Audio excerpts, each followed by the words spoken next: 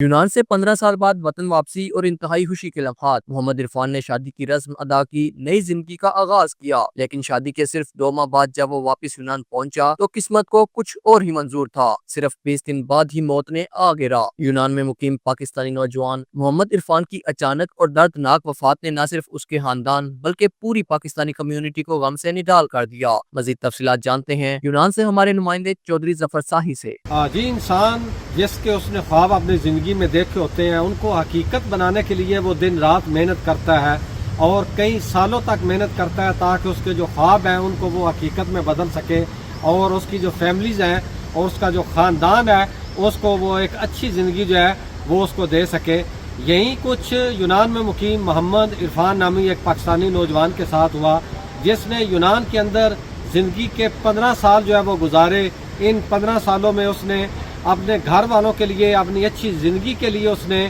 جو ہے بے حد محنت کی اور 15 سال کے ایک طویل عرصے کے بعد محمد عرفان جو ہے وہ پاکستان روانہ ہوا، جہاں اس نے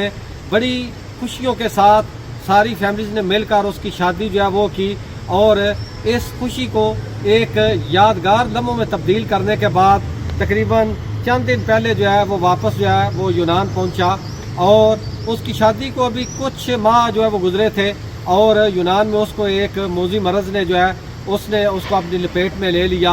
اور کچھ ہی دنوں میں محمد عرفان جو ہے وہ خالق حقیقی سے جا ملا اور اس نے ان 15 سالوں میں جن خوشیوں کے لیے جس اچھی زندگی کے لیے جو ہے وہ دن رات محنت کی وہ پل بھر میں جو ہے وہ غمی میں تبدیل ہو گئی۔ اس کا خاندان جس نے بڑے ایک طویل انتظار کے بعد محمد عرفان کی شادی کی، اس کی شادی کے 2 ماہ بعد محمد عرفان جو ہے وہ خالق حقیقی سے جا ملا۔ اس